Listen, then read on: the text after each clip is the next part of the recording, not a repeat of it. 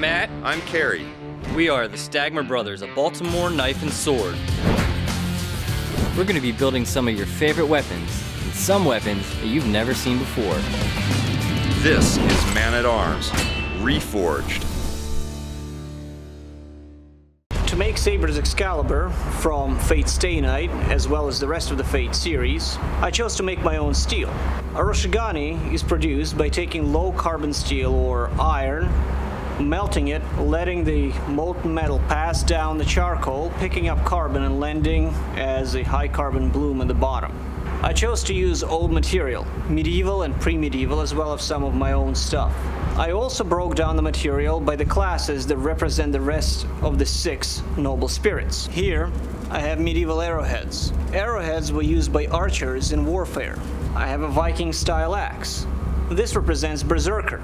Berserkers amongst the Vikings were the class of warriors that would actually use hallucinogenic mushrooms to induce a rage on the battlefield.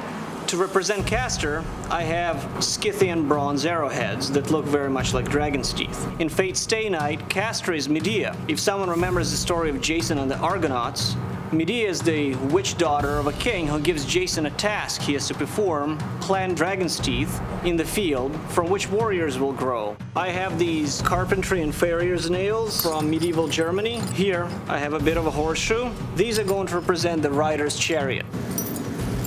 To represent Lancer, I have these medieval spearheads. These are not very good condition for a museum, but they're perfect for what I'm using them. To represent Assassin, who wields an Odachi, a giant katana, I have these katana tips. As Ilya feeds the different objects and materials into the furnace, he's got to watch his temperatures. He's going to have to pay attention to make sure that everything comes out as one solid lump to be forged together. So we removed the top flue, a lot of the excess charcoal that was in there. We don't really have a nice bloom sitting on top of the charcoal like you pray for, but it's stuck to the bottom. It's no big deal. We just got to slowly remove it and be careful and make sure we don't throw any good steel little bits away as we take the charcoal out. And we're just going to take our time and get it out. While the bloom is still at welding temperature, we take it to the hydraulic press to consolidate it. This will make it much easier to fold and work with later on in the process. All right, we got our Excalibur guard back from Lauren. She went ahead and fabbed this up out of 3 pieces of wax. Did a really good job. It's right on the money. It's the size we want. All I'm gonna do is save her just a little time by using the sander, just going around the perimeters to true the surfaces up. Then I'll hand it off to her and she can get it sprued up and detailed and ready for casting. I've just finished detailing the guard for Excalibur, but the guard has these lines now engraved in it, which will be filled with enamel. So my next step is going to be to sprue it, then get it ready for investment and cast it with the rest of the pieces. So for the Excalibur guard, we're going to be adding these Scythian arrowheads. These are bronze arrowheads, so I'm just going to take them and dump them right onto our existing bronze, and then I'll mix them in the crucible before I do the pour. So we had quite a few problems getting this guard poured. I resorted to trying to do a gravity casting. We didn't have the proper sand to put behind it to reinforce it, so we had a lot of metal come out the bottom. What we did is we just heated up a large batch of additional metal, and when we poured it back into the flask, which was still about 500 degrees, it hit the cold metal, froze in place, and gave us our entire piece. It's got a few issues we have to deal with. We'll TIG it up, clean it up, and it'll be perfect.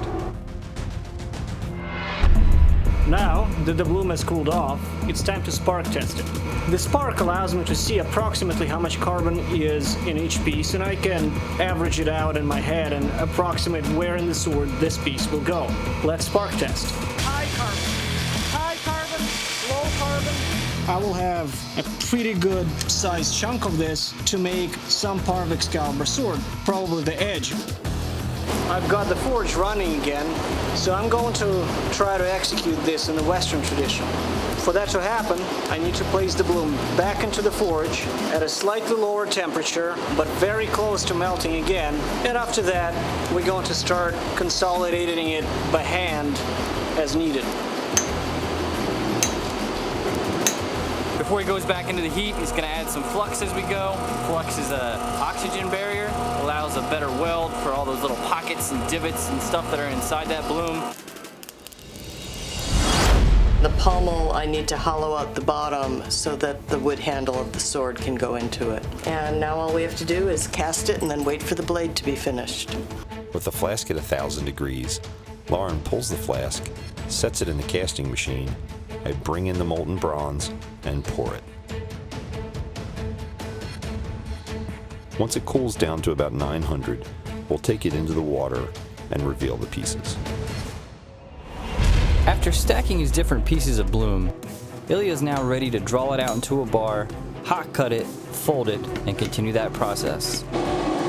Being an avid fan of the Fate series, I chose to use medieval materials, make my own steel, fold my own steel, and now I stacked and I'm heating up the steel that's going to be the edge of Excalibur. What I'm going to do, I'm going to use an Anglo-Saxon construction of a multi-bar blade. I'm going to take the edge, twist it on one half in one direction, and on the other half in the other direction. Because the myth of King Arthur originates in pre-medieval British Isles, I'm choosing that construction, a pre-medieval Anglo-Saxon construction. My twisted bar is going to be the edge of the sword.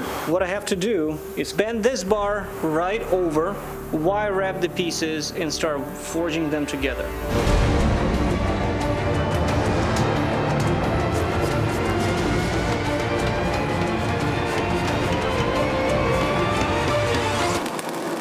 At this point, I'm back at the charcoal forge where it all began. This is beveling. I'm setting the edge of the sword. Since I'm working with bloom steel, I cannot go too fast as I normally would. Going too fast would just shear and scatter the edge, leaving me with the ruined project and about half a month worth of work wasted. The worst thing that can happen in the heat treating is if a sword this wide will saber. And this is not a joke. At this width, standard forms of fixture tempering cannot get rid of the curve, and I will have to anneal the sword, straighten it, and then reheat treat it again. The blade has not sabered, which is fantastic news. And as soon as the sword is tempered, polished, and sharpened, the sword of promised victory is ready to wield.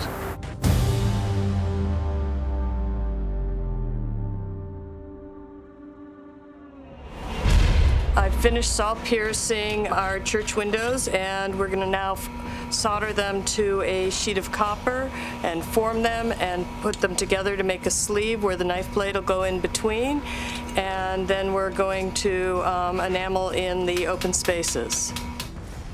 Here we are at the final stages of assembling Excalibur.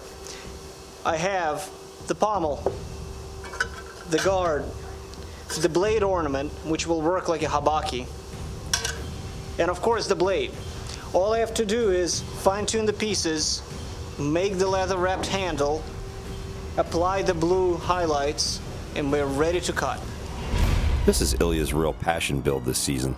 He's been spending all of his time thinking about this, working through it, and he even drove down into the Carolinas to get some ore and some material from Mark Green. The sword of promised victory and the embodiment of Arthur's virtue has now been summoned.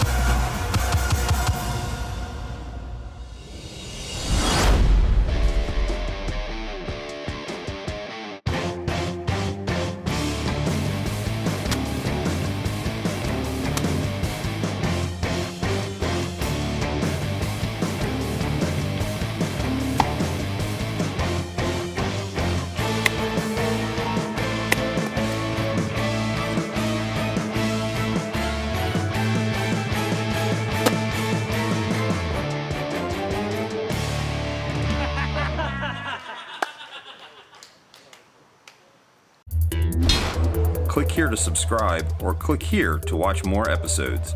Thanks for watching Man-at-Arms Reforged. We need to know what you want the guys to build, so tell us in the comments below what weapons you want to see next.